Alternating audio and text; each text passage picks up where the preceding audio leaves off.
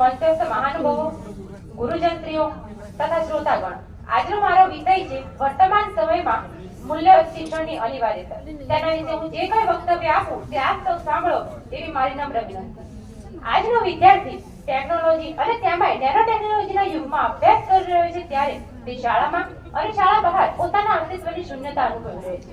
વિદ્યાર્થીનું ભવિષ્ય સુખ સમૃદ્ધિમય તેમજ રાષ્ટ્રના વિકાસમાં ફાળો, રાષ્ટ્રના પ્રશ્નો ઉકેલવામાં ફાળો તેમજ સમય આપે તે માટે શિક્ષણ યથાર્થ પ્રયત્ન કરતું હોય છે. પરંતુ આજે અભ્યાસ કરતો દિશાશૂન્ય વિદ્યાર્થી વધુ ને વધુ હતાશા અને નિરાશાની દિશામાં આગળ ના વધવું જોઈએ, છતાં પણ તે આગળ વધી રહ્યો છે. અને આમ થવા પાછળના કારણોની ચર્ચા કરીએ તો ક્યાંક ને ક્યાંક તેના પોતાના અર્થપૂર્ણ જીવનના પાયામાં ધૂળો લાગ્યો હોય તેમ માલુમ પડે છે.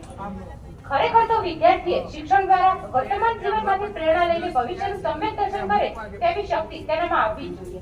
વર્તમાનમાં હાલમાં રાષ્ટ્રની જે કંઈ સમસ્યાઓ છે, જેવી કે ભ્રષ્ટાચારને ભૂતને બગાડવો, કૌભાંડોનો કાયાકલ્પ કરવો, આજના રાજકારણને રોગમુક્ત બનાવવા કે બિનસમાજિતાના જીવાણુઓને નેસ્તા નાબૂદ કરવા માટે શાળામાં મૂલ્ય શિક્ષણ આપવું એ હાલના સમયની અનિવાર્યપણે માંગ છે. શિક્ષણ એ તો ખરેખર મૂલ્યલક્ષી પ્રક્રિયા છે અને જો આ પ્રકારની પ્રક્રિયા બનશે તો જ સામાન્ય જનમાનસના જીવનમાં શ્રેષ્ઠતમ અને ઉચ્ચતમ મૂલ્યનું સંક્રમણ, સંવર્ધન અને થશે. વિદ્યાર્થી જે ભવિષ્યના નાગરિક છે, આ રાષ્ટ્રના ભવિષ્યના નાગરિક, તો તેનામાં રાષ્ટ્રીય ચારિત્રના ઘડતરનું કાર્ય શાળા કક્ષાએથી શાળામાં અપાતા શિક્ષણ દ્વારા થાય તે ખૂબ જ જરૂરી છે. કોઠારી કમિશને પણ કહ્યું છે કે ભારતનું ભાવિ તેના વર્ગખંડોમાં ઘડાઈ રહ્યું છે. આ વિચારને વેગવાન બનાવવા માટે મૂલ્ય શિક્ષણ એ અનિવાર્ય થઈ પડ્યું છે. સામાન્ય રીતે તમે બધા મૂલ્ય શબ્દ તો પરિચિત જ છો.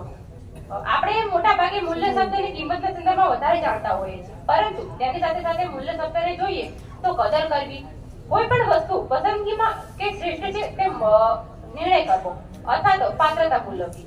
સામાન્ય રીતે મૂલ્ય શબ્દને જોઈએ તો માનવી જેના વડે અને જેના માટે જીવવાનું મન થાય તેવા વિચારો અને માન્યતાઓ એ મૂલ્ય છે. શારીરિક અને માનસિક જરૂરિયાતોને સંતોષવા માટે શું કરવું, મતવું કેવી રીતે કરવું, આ બધી બાબતો આપણા વર્તનની આધારશિલા એવા મૂલ્યો નક્કી કરતા હોય છે. કાર્ટર વી ગુડના મતે મૂલ્યો એટલે સામાજિક, નૈતિક કે સૌંદર્યપરકતાને લક્ષ્યમાં રાખીને માનવીને સારું નશો તારવવાની શક્તિ. મૂલ્ય એ અનુભવનો વિષય એટલે હદ સુધી બનવો જોઈએ કે તેના દરેક સભ્યો માટે જીવંત રહેવા માટે મૂલ્યો જરૂરી હોવા જોઈએ અને દરેકને તેનામાં શ્રદ્ધા પણ હોવી જોઈએ. કહેવાયું છે કે કોઈ પણ રાષ્ટ્ર કે માનવી પર હાવી થવું હોય